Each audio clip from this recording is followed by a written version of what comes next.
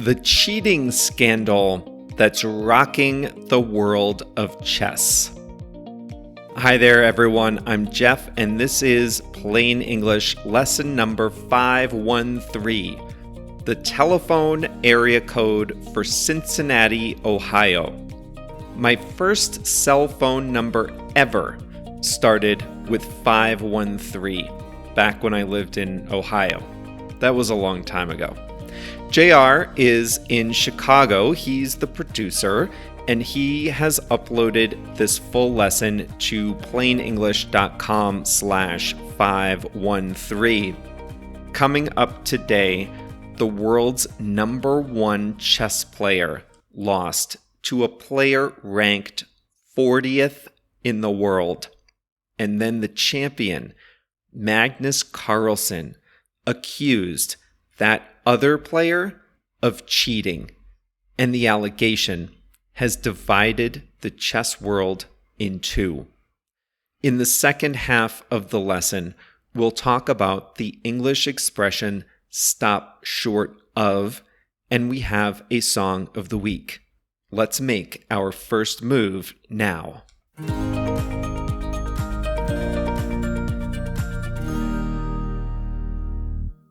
The International Chess Federation, or FIDE for its French initials, is the world's governing body of chess.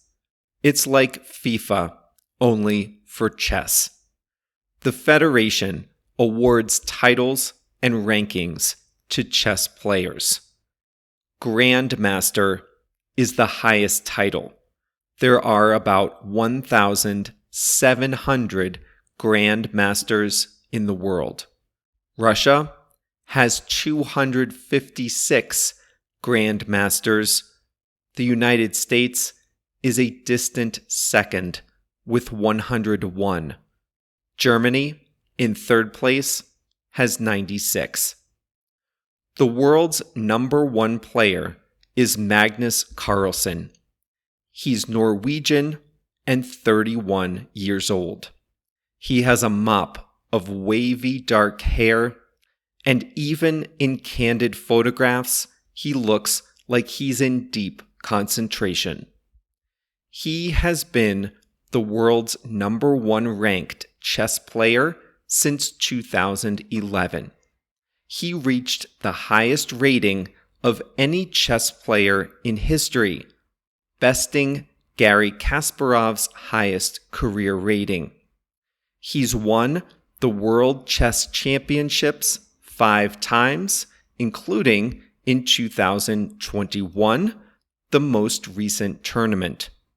And if that's not enough, he's also a champion of rapid chess and blitz chess, which place time constraints on every move.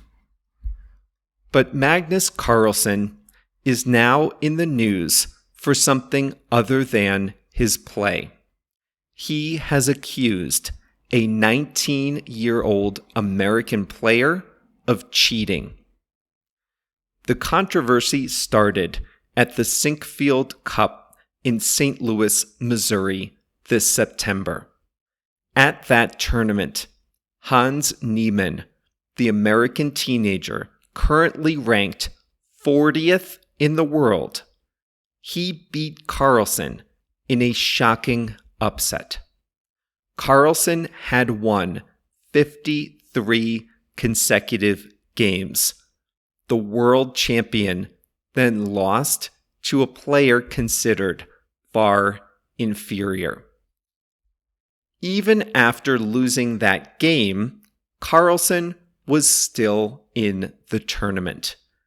There were 6 rounds to go, but he withdrew from the Sinkfield Cup. And on Twitter, he released a cryptic quote from a soccer coach, which said, "If I speak, I am in trouble."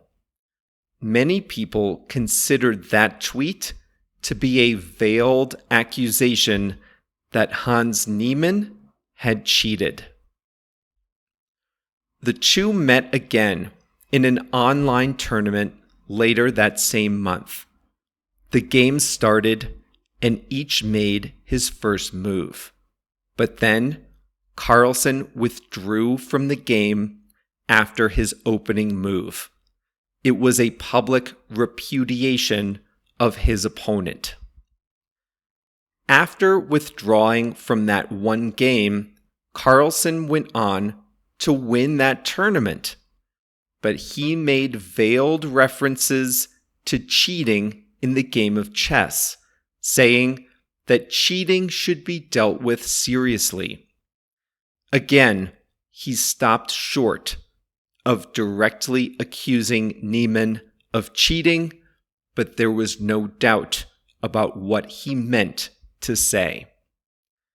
Days later, however, Carlsen released a lengthy statement that did outright accuse Niemann of cheating. The statement said that Niemann has made suspiciously fast progress in recent years. Carlsen said that during the match he lost, Niemann didn't even appear to be concentrating during key moments of the game. And he said that Niemann had outplayed him, Carlsen, in a way that only a handful of players in the game could do. There was one thing conspicuously missing from the statement, however: any evidence. The statement didn't suggest how Niemann might have cheated. The only concrete thing in the statement was a reference to Niemann's past. You see, Niemann has admitted to cheating at chess before, when he was 12 and when he was 16. Both times were online. He admitted the mistake and said he had never cheated at over-the-board chess. Cheating at chess can take a few forms. Some of them might be familiar to anyone who has cheated on a test in school. At the 2006 World Chess Championship, one player accused another of taking suspiciously long bathroom breaks. Chess championships are closely monitored with cameras and microphones, but the players' private bathrooms were not monitored at all. After that, tournament organizers agreed that bathrooms should be shared among all players. In 2013, Bulgarian Boris Ivanov was accused of using a cheating device in his shoe. His opponents believed a computer was hardwired into his shoe and that he moved his toes to program the moves in Morse code, receiving back clues about which moves to make next. He was seen limping around the tournament, something his opponents thought was proof that he couldn't walk on his toes because of the computer. At that tournament, one of his opponents took off his own shoes and socks, challenging Ivanov to do the same. Ivanov refused to take off his shoes, saying his socks were smelly. He was disqualified. At a later tournament, Ivanov did take off his shoes, but he had a bulge in his back and refused to be body searched. He was stripped of his chess ranking. Chess tournaments are broadcast on television, so it would be possible for someone watching on television to transmit information illegally to the player. This has happened in poker before. Chess tournaments are broadcast with a delay, so any clues wouldn't be in real time. Still, a high-ranking chess player doesn't need to be told what to do on every move. Even a single clue at a key juncture could make the difference between victory and defeat.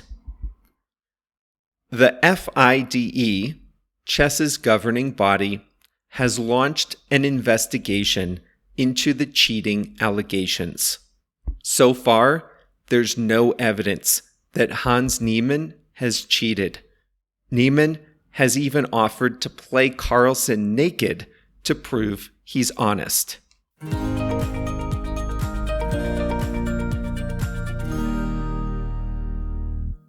This is tricky. I definitely think Niemann should be considered innocent until proven guilty. I don't think Carlsen's mysterious statements were helpful at all. The long accusation had no evidence. It was just Carlsen's own intuition, and it seems pretty flimsy. But imagine being a top chess player and you suspect your opponent is cheating. You could never get that out of your head. You could never concentrate on the game enough if you thought the other person could just beat you with computer assistance. In chess, the same powers that let a person cheat can also discover cheating. Every move in a tournament can be analyzed. Artificial intelligence can discover when someone is cheating at online chess by comparing each move to the player's expected move based on that player's history. And you can bet future tournaments will have even more sensors and safeguards.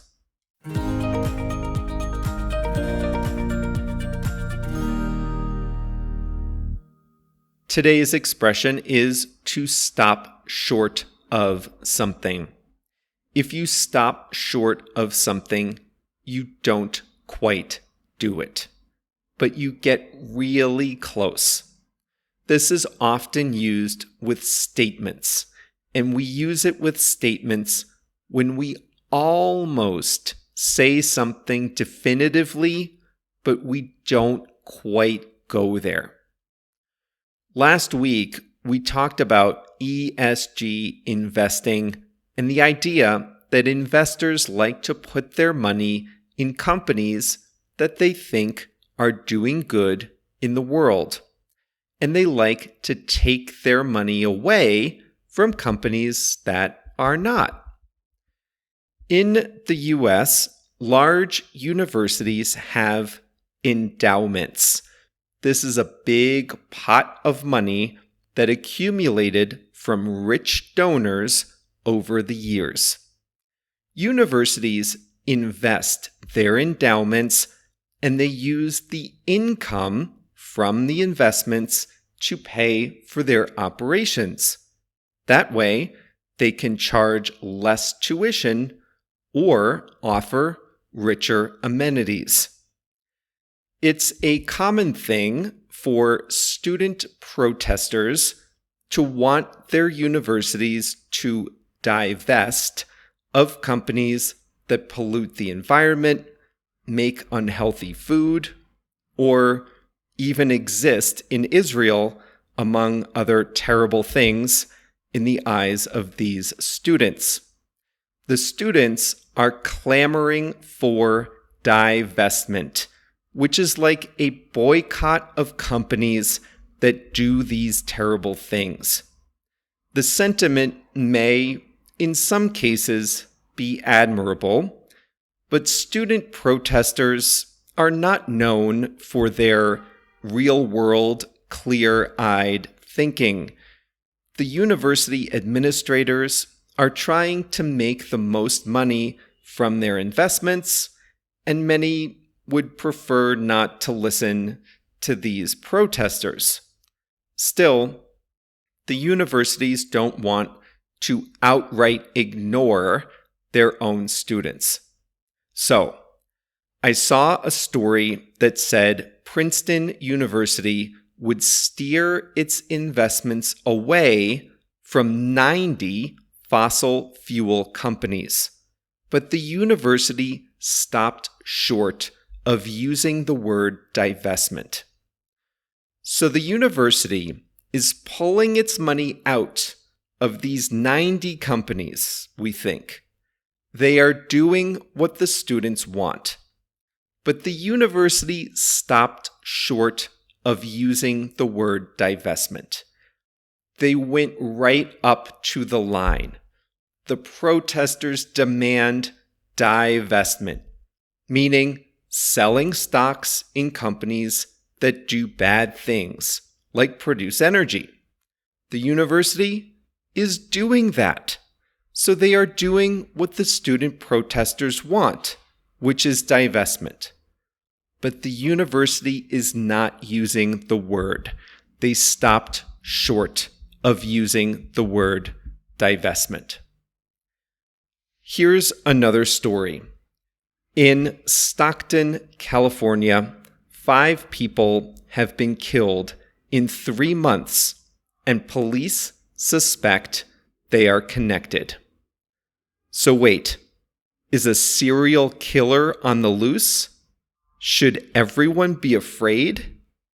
Police stopped short of saying there's a serial killer roaming around Stockton, California. But wait a minute. Police said there have been 5 related murders. There's nobody in custody.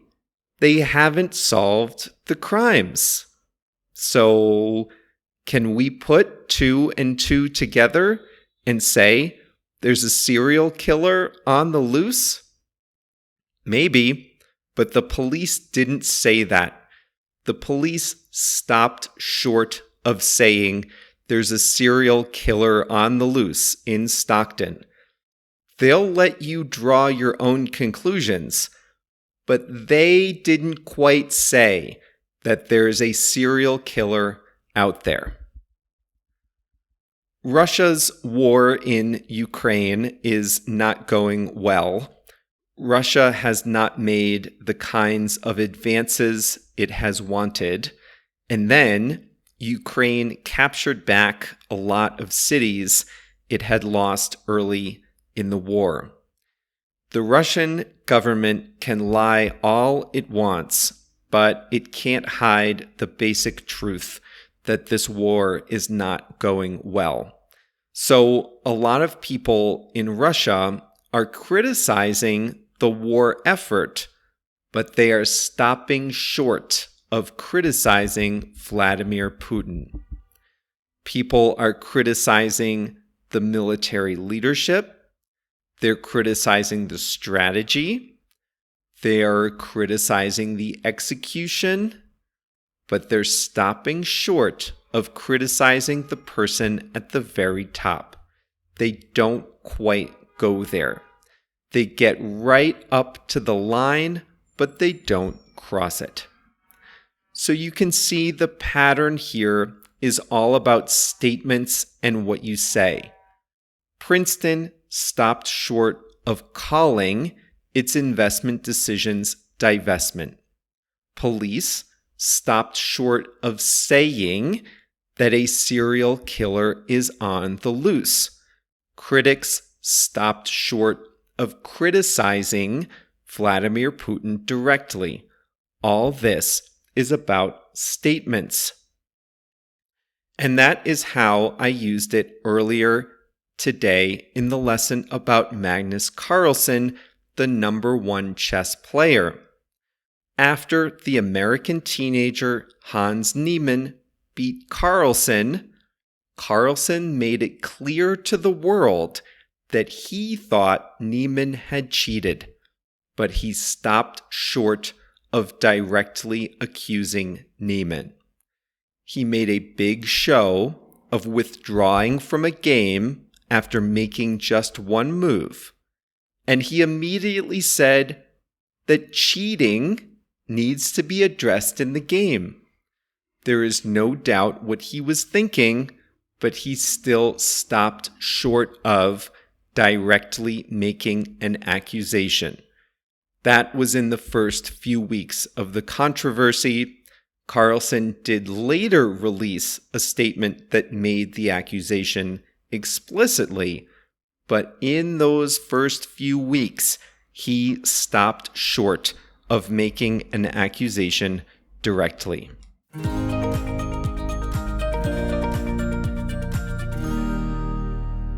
Today's song of the week is Champagne Supernova by Oasis. You can try to interpret it if you want, but Noel Gallagher, who wrote the lyrics, said 10 years after he wrote the song that he still hadn't decided what it means. A supernova is an explosion of a star.